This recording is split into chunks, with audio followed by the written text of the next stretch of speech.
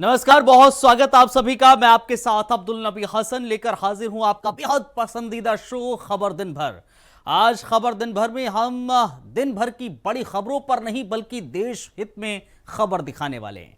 आज आतंकवाद के खिलाफ कैसे एकजुट हैं, कौन किस पर भारी है, सब दिखाएंगे। कौन सी 5 अहम खबरें रहने वाली हैं, कौन से 5 अहम विषय रहने वाले हैं, सबसे पहले आपको वो बताते हैं। दरअसल आज हम पहले जो विषय पे बात करेंगे, पहली जो बेहद अहम खबर रहने वाली है वाटर स्ट्राइक को लेकर होने वाली है। वाटर स्ट्राइक मतलब पानी की एक एक बूंद की कीमत क्या होती है, ये समझिए अब से, क्योंकि भारत ने पहली बार पानी को भी रणनीति का हिस्सा बना लिया है। सिंधु जल संधि के बाद अब भारत ने जो किया है वो उसे कुछ लोग वाटर स्ट्राइक कह रहे हैं। बगलिहार डैम से बहता पानी अब पाकिस्तान की तरफ नहीं जाएगा। क्या ये जल कूटनीति का नया दौर है या पुरानी सहमति पर भारत का बड़ा संदेश? आपको आज इसके पीछे की पूरी कहानी और पूरी तस्वीर दिखाने वाले हैं। इसके अलावा एक और अहम विषय है, एक और अहम खबर है। दरअसल पाक यूएनएससी 5 मई को यूएनएससी की बंद कमरे में बैठक हुई। इस बैठक लेकिन ये बहस सिर्फ दीवारों के अंदर तक नहीं रुकी। ये मसला अब दुनिया के सामने आ चला है। पाकिस्तान ने भारत पर उंगली उठाई जबकि खुद के हाथ खून से रंगे हैं। आतंकवाद की फैक्ट्री चलाने वाला मुल्क अब दुनिया के सामने मासूम बनने की एक्टिंग कर रहा है। लेकिन क्या भारत अब भी चुप बैठेगा? नहीं, इस बार जवाब सीधा, सख्त और सबूतों के साथ होगा। क्या सबूत होंगे, क्या जवाब होगा, डिटेल अब से कुछ देर के बाद आपके सामने होगी। इसके अलावा बात हम करेंगे पाकिस्तान में मंदिरों की। पाक मंदिरों का जब जिक्र करते हैं तो वो सिर्फ ईंट पत्थर की इमारतें नहीं होती, वो आस्था की निशानियां हैं जो सदियों से जिंदा है। जुल्म के साए में, डर के माहौल में और कट्टरपंथ की आंधियों के बीच बात हो रही है पाकिस्तान में मौजूद उन हिंदू मंदिरों की जो आज भी खड़े हैं। मगर कैसे? क्या आप जानते हैं इन मंदिरों को किन हालात से गुजरना पड़ा है? टूट फूट, अपमान, कब्जे और खामोशी का वो दौर जिसने इन मंदिरों को मिटाने की कोशिश की, लेकिन आस्था फिर भी अडिग रही। आज आपको दिखाएंगे इन मंदिरों की वो कहानी जो ना किताबों में मिलेगी ना अखबारों की हेडलाइंस में। इसके अलावा बात हथियार लैस से होगी। अगर जंग हुई तो सिर्फ पाकिस्तान नहीं, चीन की टेक्नोलॉजी भी परीक्षा में होगी। पाकिस्तान अब अल्लाह और अमेरिका के नहीं, मेड इन चाइना हथियारों के सहारे लड़ाई के मैदान में उतरना चाहता है। लेकिन सवाल यह है कि क्या चीन के ये सस्ते हथियार भारत जैसे दुश्मन के सामने टिक पाएंगे? क्या ये जंग चीन के हथियारों की असल औकात उजागर तो नहीं कर देगी? इसकी हम डिटेल आपको बताएंगे और कौन कौन से हथियार हैं उसकी भी डिटेल आपको बताएंगे। लेकिन बात एक और अहम खबर की करेंगे। बात दरअसल करेंगे हम साथ साथ हैं की। अब बात उस दोस्ती की होगी जो सिर्फ धरती पर नहीं, अंतरिक्ष और साइबर दुनिया तक पहुंच गई। भारत और जापान अब साथ मिलकर काम करेंगे, स्पेस टेक्नोलॉजी से लेकर साइबर सुरक्षा तक। यानी अब ये गठजोड़ सैटेलाइट से लेकर सर्वर तक चलेगा। चीन की बढ़ती मौजूदगी के बीच ये साझेदारी रणनीतिक भी है और तकनीक भी। सवाल यह है कि क्या एशिया की ये जोड़ी अब दुनिया के डिजिटल फ्यूचर को भी रीसेट करेगी? इन 5 अहम खबरों पर आज डिटेल से आपको बताएंगे क्या कुछ अहम होने वाला है, क्या खास, और जाते जाते बात पते की आपको बताएंगे। लेकिन शुरुआत दरअसल हम जब करेंगे तो शुरुआत अहम खबर के ही साथ करेंगे। और जो शुरुआत होगी दरअसल सिंधु के बाद चुनाव की होगी, क्योंकि सवाल सिर्फ ये नहीं है कि भारत कितनी बिजली बना रहा है, सवाल ये है कि पाकिस्तान को अब कितनी नींद आ रही है। सिंधु के बाद अब चुनाव। जी हां, भारत ने पाकिस्तान को दूसरा बड़ा झटका दे दिया है। अब कश्मीर में 2 और हाइड्रो प्रोजेक्ट्स पर काम शुरू हो चुका है और ये वो काम है जिसकी भनक तक पाकिस्तान को नहीं है। यानी बिना दस्तक दिए भारत ने अपनी रणनीति की गूंज उस पार तक पहुंचा दी। पहले सिंधु जल संधि को सस्पेंड किया, अब चिनाब नदी पर फ्लशिंग यानी कि जलाशयों की सफाई, भंडारण क्षमता बढ़ाने का काम तेजी से चल रहा है। सलाल और बगलिहार ये वो 2 प्रोजेक्ट्स हैं जो अब केवल बिजली नहीं बल्कि पाकिस्तान के बचे खुचे तर्कों को भी जला रहे हैं। 1 मई से भारत की सबसे बड़ी जल विद्युत कंपनी एनएचपीसी और जम्मू कश्मीर सरकार ने फ्लशिंग शुरू कर दी है। गाद हटाई, पानी बहाया गया, लेकिन इस बार गाद के साथ पाकिस्तान की उम्मीदें भी बह गई। और सबसे दिलचस्प बात यह है, पाकिस्तान को इस प्रक्रिया की कोई आधिकारिक सूचना नहीं है, यानी कि सॉरी का भी वक्त नहीं दिया गया। सूत्रों की माने तो भारतीय सीमा की ओर से चिनाब नदी के किनारे रहने वाले लोगों ने 3 दिन तक लगातार बांधों से पानी छोड़े जाने को नोटिस किया, लेकिन पाकिस्तान उसे अब सिर्फ एक ही चीज नोटिस करनी है कि भारत अब पानी पर भी अपनी शर्तों पर बहाएगा। 2019 के पुलवामा हमले के बाद जब 8 नए हाइड्रो प्रोजेक्ट्स को लद्दाख में मंजूरी मिली, तब से ही संदेश साफ था, पाकिस्तान को जो समझना है समझ ले, पर भारत अब पानी को रणनीति से बहाएगा। और अब जब पहलगाम में 22 अप्रैल को हुए आतंकी हमले में 26 मासूम मारे गए, तो प्रधानमंत्री नरेंद्र मोदी की अगुवाई में सीसीएस मीटिंग में ऐतिहासिक फैसला हुआ, सिंधु जल संधि तत्काल प्रभाव से सस्पेंड कर दी गई। ध्यान दीजिए, ये कोई छोटी बात नहीं है।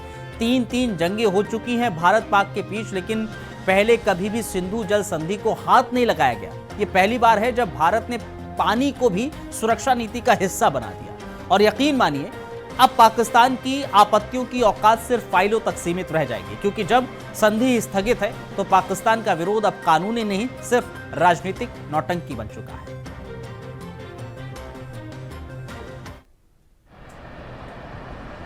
रामसूर शर्मा, अखनूर सेक्टर। आज दरिया चनाव पर मैं जहां पहुंचा हूं, मैंने देखा कि मेरी 75 साल आयु हो गई है और पहली बार देखा है कि दरिया चनाव का पानी भी बंद हो सकता है। जैसे मोदी जी ने जो फैसला किया है, उस फैसले का मैं बहुत उनका धन्यवाद करता हूं और हैरान हूं कि इतना तेज बहाव दरिया चनाव के अंदर होता था, लेकिन आज जो पूरा पानी बंद हो गया है, 1.5 या 2 फुट पानी है। मुझे उम्मीद है कि हो सकता है 2 घंटे के बाद ये भी पानी जो है बंद हो जाए। और जो पहलगाम के अंदर जो पाकिस्तान आर्मी जो मिलिटेंट जहां आए हुए थे, जो पहलगाम के अंदर उन्होंने गोली चलाकर हमारे हिंदुओं का कत्लेआम किया, आज मोदी जी ने जो फैसला किया है कि सबसे पहले कि पाकिस्तान का पानी बंद किया जाए। आज उनका पानी बंद हो गया है और मुझे उम्मीद है कि आने वाले दिनों में जो भी जो पाकिस्तान के हालात बने हुए हैं, उनके साथ मुकाबला किया जाए, हमला किया जाए। और हम जितनी भी जनता है परिवार के अंदर भी, क्या जम्मू के अंदर हम आर्मी के साथ हैं। अगर कंधे के कंधे साथ मिलाकर आर्मी के साथ चलेंगे और पाकिस्तान का मलिया मेट करेंगे। अब भारत पाक के बीच या यूएनएससी की करते, क्योंकि भारत पाक तनाव अब न्यूयॉर्क के गलियारों तक पहुंच चुका है और मुद्दा वही पुराना है, आतंकी हमले, सीमा पार साजिशें, अब पानी तक की लड़ाई। पाकिस्तान ने दरवाजे खटखटाए हैं, लेकिन इस बार वो संयुक्त राष्ट्र की सुरक्षा परिषद के बंद दरवाजों के भीतर सुनवाई चाहता है। वजह है भारत के जरिए सिंधु जल संधि को ठंडे बस्ते में डालना। और अब चिनाब पर जल शक्ति की रणनीति। ग्रीस की अध्यक्षता में आज होने वाली इस हाई लेवल मीटिंग में ना भारत आरोपी है, ना पाकिस्तान मासूम, मगर दोनों अपना पक्ष मजबूती से रखने को तैयार हो चुके हैं। तो आपको बताते चले, सिर्फ शब्दों में नहीं, पानी की बूंद बूंद में यह दिखेगा। पाकिस्तान जो वर्षों से आतंकी लॉन्चपैड का करियर काउंसलर बना बैठा था, आज सुरक्षा परिषद ने खुद को शांति दूत साबित करने की कोशिश की है। तो जाहिर तौर पर ये चीजें इस समय देखने को मिल रही हैं।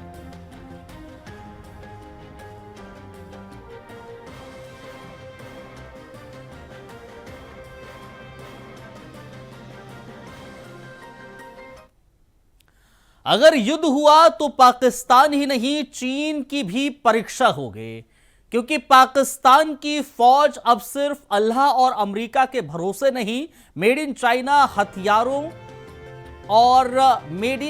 हथियारों के सहारे भी जंग लड़ने चली है। जरा सोचिए, जिन खिलौनों की बैटरी भी 2 महीने नहीं चलती है, उन्हीं फैक्ट्रियों से आए जेट, ड्रोन, मिसाइल और पनडुब्बियां अब भारत जैसे देश के सामने उतरेंगी। JF-17 थंडर, जो अब तक सिर्फ परेडों में गरजता था, J-10CE, जिसे पाकिस्तानी मीडिया ने राफेल किलर कहा, लेकिन उड़ता ही चीन की टेक्निकल बैसाखी पर है। ड्रोन्स जो यमन और लीबिया में क्रैश कोर्स कर चुके हैं, और वो मिसाइलें जिनकी टारगेटिंग ऐसी हैं कि दुश्मन से पहले खुद ही पोस्ट तबाह कर दें। सवाल ये नहीं है कि पाकिस्तान पर कितने हथियार हैं, सवाल यह है कि क्या वो हथियार वाकई जंग में काम आएंगे, या फिर ये जंग पाकिस्तान की फौज से ज्यादा चीन के हथियारों की पोल खोल देगी। जरा आपको अब हम बताते हैं इन सब की डिटेल्स ग्राफिक्स के जरिए, और उन ग्राफिक्स के जरिए समझिएगा कि किस तरह से क्या कैसे नजर आ रहा है। अब पाकिस्तान के झूठ क्या है? पाकिस्तान का झूठ नंबर है 1, एलओसी पर राफेल के इलेक्ट्रॉनिक्स नाम जाम किए गए, इलेक्ट्रॉनिक्स जाम किए गए। दूसरा नंबर है झूठ का F-16 ने राफेल को मार गिराया, यह भी झूठ पाकिस्तान की तरफ से बोला गया। तो ये तो झूठ निकलकर सामने है। इसके अलावा कबाड़ हुए पाकिस्तान के F-16, वो समझिए जरा कैसे कबाड़ हुए हैं। साल 1980 और 98 में 51 फाइटर जेट खरीदे, 35 से 40 साल पुराने, वो भी 2010 और 12 में A-18 फाइटर जेट खरीदे, वो 45 साल पुराने। 2014 में 13 पुराने फाइटर जेट खरीदे, ये भी आप समझिए 35 से 40 साल पुराने खरीदे गए हैं F-16। 2010-12 में भी डील हुई। राफेल के सामने नहीं टिकता है F-16। अब राफेल वर्सेस F-16 समझिए जो कहा जाता है। अब राफेल जो है वो ट्विन इंजन उसमें है और F-16 में महज सिंगल इंजन। इसके अलावा जनरेशन का जिक्र करें 4.5 यानी कि 4.5 जनरेशन है इसकी। इसके अलावा अगर देखें उसकी 4th जनरेशन है। ये हथियारों का जिक्र करें 24.5 टन राफेल हथियार ढो सकता है और ये 21.7 टन F-16 हथियार ढो सकता है। इसके अलावा नेक्स्ट अगर जिक्र करें मिसाइलें, 14 मिसाइलें राफेल के पास रहती हैं, वो उसमें कर सकता है और 9 मिसाइलें F-16 के अंदर रहती है जो वो दाग सकता है अपने अंडर रहकर। तो ये देखिए आप, ये टिकता है राफेल के सामने F-16? लगता नहीं है। मिसाइलों का जिक्र करें 14 और इधर रेंज का अगर जिक्र करें 3700 किलोमीटर की रेंज रहती है राफेल की, लेकिन अगर F-16 का जिक्र करें 4200 किलोमीटर की रेंज F-16 की रहती है। यहां थोड़ा सा आगे नजर आता है सिर्फ रेंज में। इसके अलावा अगर देखें F-16 और राफेल के बीच में, राफेल के सामने F-16 बिल्कुल नहीं टिकता है। 2222 किलोमीटर की रफ्तार रहती है राफेल में, 2415 किलोमीटर प्रति घंटे की रफ्तार F-16 में रहती है। इसके अलावा अगर देखें, ये रफ्तार का जिक्र है, रफ्तार के अलावा मिसाइलों की पहचान कौन ज्यादा कर लेता है? 40 मिसाइलों की पहचान राफेल कर लेता है और F-16 जो पाकिस्तान का है वो 20 मिसाइलों की यानी कि 20 मिसाइलों की पहचान कर पाता है। मिसाइल रॉकेट कितनी खतरनाक दिखती हैं? शाहीन 3 ग्लोबल मिसाइल है पाकिस्तान की सबसे लंबी रेंज की बैलिस्टिक मिसाइल है ये, अगर देखा जाए। इसके अलावा पाकिस्तान की सबसे लंबी और भारत के किसी भी कोने को निशाना बना सकती है, ये दावा किया जाता है। इसके अलावा इसकी रेंज 2750 किलोमीटर की है। मोबाइल लॉन्चर WS-21-200 टेल का है। हिट रेंज यानी कि रोकथाम के तौर पर इस्तेमाल इसको किया जाता है शाहीन को। पाक कहता है कि इससे भारत की रणनीति बढ़त खत्म हो जाती है। टारगेट हिट करने की क्षमता पर हमेशा शक रहता है शाहीन का। तो ये चीजें हैं। मिसाइल टेस्ट तो हुए पर कारगर साबित नहीं हुए शाहीन 3rd में, ये दिक्कत है शाहीन की। तकनीक तौर पर अस्थिर माना जाता है पाकिस्तान के शाहीन को। इसके अलावा A-100 रॉकेट सिस्टम, ये भी पाकिस्तान का है, चीन का बना है। मल्टीपल लॉन्च रॉकेट सिस्टम इसको कहलाया जाता है।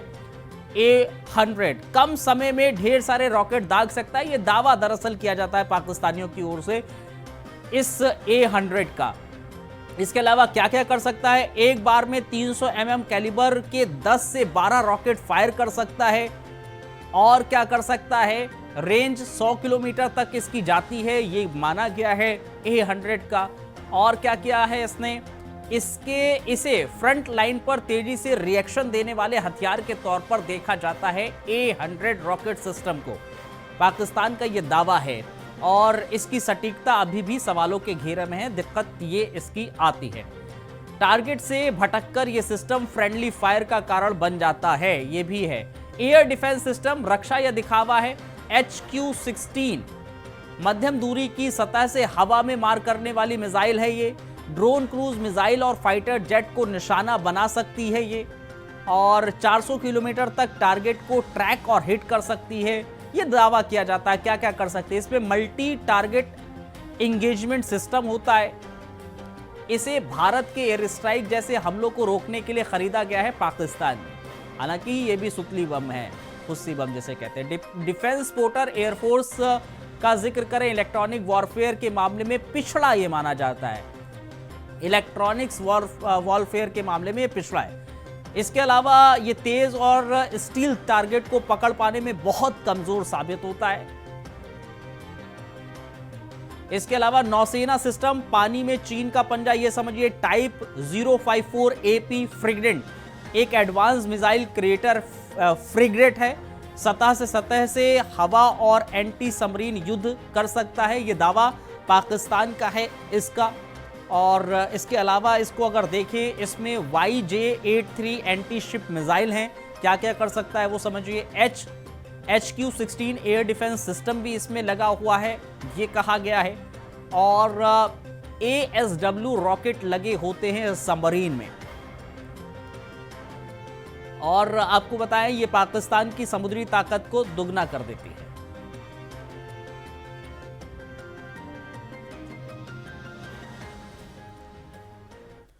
अब बढ़ते हैं आगे। पाकिस्तान में हिंदू मंदिर सिर्फ आस्था के नहीं, अब अस्तित्व के संकट से जूझ रहे हैं। हिंगलाज की गुफा से लेकर कटास राज के कुंड तक हर पत्थर पर इतिहास रो रहा है, हर दीवार पर उपेक्षा की परछाई है। हिंगराज माता, जिन्हें सती के 51 शक्तिपीठों में पहला माना जाता है, आज उसी पाकिस्तान में है जहां मंदिरों की देखरेख श्रद्धालुओं की नहीं, सेवा मंडलियों की और विदेशी संगठनों की मेहरबानी पर टिकी है। बलूचिस्तान के जंगलों में छिपा हिंगलाज मंदिर हो या चकवाल का कटास राज, जहां कभी बुद्ध के सपूत और शिव के कुंड ने आध्यात्मिक संवाद रचा था, वहां या तो ताले हैं या फिर सीमेंट फैक्ट्रियों की मशीन। धार्मिक सहिष्णुता की बात करें तो मुल्क में मंदिरों को बंद करने की परंपरा 1965 से चली आ रही है। रिनोवेशन भी तब होते थे जब सुप्रीम कोर्ट को डांटना पड़ता था। हिंदू हो या फिर कोई अल्पसंख्यक, पाकिस्तान में प्राचीन विरासतें अब सांस्कृतिक स्मारक नहीं, राजनीतिक मौन की शिकार हैं। जो बचे हैं वो मिटाए जा रहे हैं और जो मिट चुके हैं वो केवल किताबों और रिपोर्ट्स में रह गए हैं।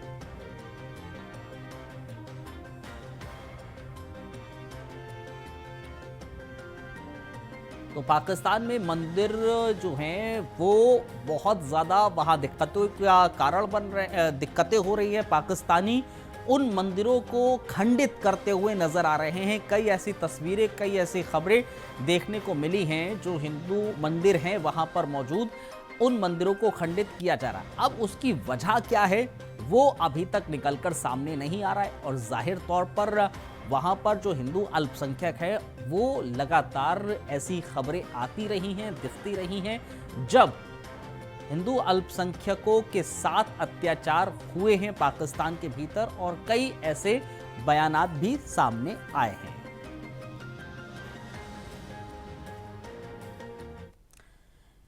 एक तरफ हिंदुस्तान के जवान कश्मीर की घाटी में आतंक से लहूलुहान हो रहे हैं, तो दूसरी तरफ हिंद प्रशांत के समंदर में ड्रैगन की चालें तेज हो रही हैं। ऐसे वक्त में भारत ने अपनी रणनीतिक ढाल को और मजबूत किया है।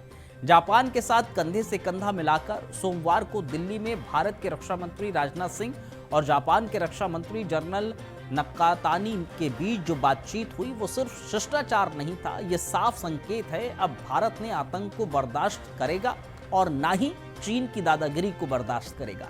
भारत में साफ साफ कहा गया है कि आतंकवाद किसी भी सूरत में मंजूर नहीं होगा। सीमा पार से आने वाले खतरे अब साझा चुनौती बन चुके हैं। जापान ने न सिर्फ पहलगाम आतंकी हमले की निंदा की बल्कि भारत के साथ खुलकर एकजुटता भी दिखाई। इस मीटिंग में इंडो पैसिफिक की सुरक्षा, सैन्य आपूर्ति समझौता और रक्षा उपकरणों की साझेदारी जैसे मुद्दों पर ठोस चर्चा हुई।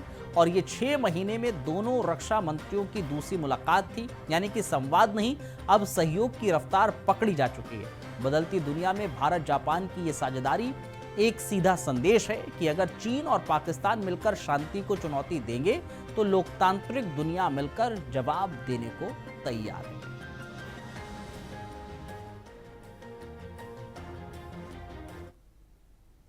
Excellency, namaskar and konnichiwa. Yeah. Let me begin by extending a warm welcome to you and your delegation to meet here. I recall our meeting at Vientiane, Laos in November last year, where we decided to expand defense cooperation between industry, technology, and interoperability between the armed forces. At the outset, I would like to thank the government of Japan for their strong expression of solidarity with India in the wake of the Pahalgam terrorist attack. Excellency, I take this opportunity. Excellency, I take this opportunity to compliment you for your immense contribution in deepening of the Indo-Japan defense relations. You had earlier laid foundations for a strong bilateral defense partnership by concluding defense equipment and technical cooperation agreement and the protection of classified military information agreement. As you have taken over the charge of ministry again, I am confident our cooperation will attain greater heights. Okay, come on. In today's world, with new challenges and flux in world order, reforms in defense ecosystem, especially promoting joint operations in military, is a necessity. I am happy to share that the Indian MOD has also declared 2025 as year of reforms with aim to further bolster jointness and integration.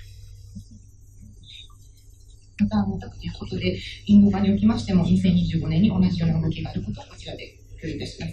Definitely, we have set a vision of a developed and a transformed India when we enter 2047, completing 100 years of independence. चलिए अब जाते जाते आपको आज की बात पते की बताते चलते हैं। आज की बात पते की है कि कभी हालात बदलने का इंतजार मत करो, खुद को इतना बदल लो कि हालात झुकने पर मजबूर हो जाएं। जो लोग मुश्किलों से डरते हैं वो अक्सर अधूरे रह जाते हैं, लेकिन जो ठान लेते हैं कि अब रुकना नहीं है वो टूट कर भी इतिहास बना जाते हैं। तो इसका सार यही है कि बदलाव का सबसे बड़ा हथियार है खुद को साबित करने की जिद पकड़े रहना। तो जाहिर तौर पर इस बात पते के साथ मुझे और मेरी टीम को इजाजत दीजिए। आप बने रहिए इंडिया वॉइस के साथ। बेहद शुक्रिया आप सभी का।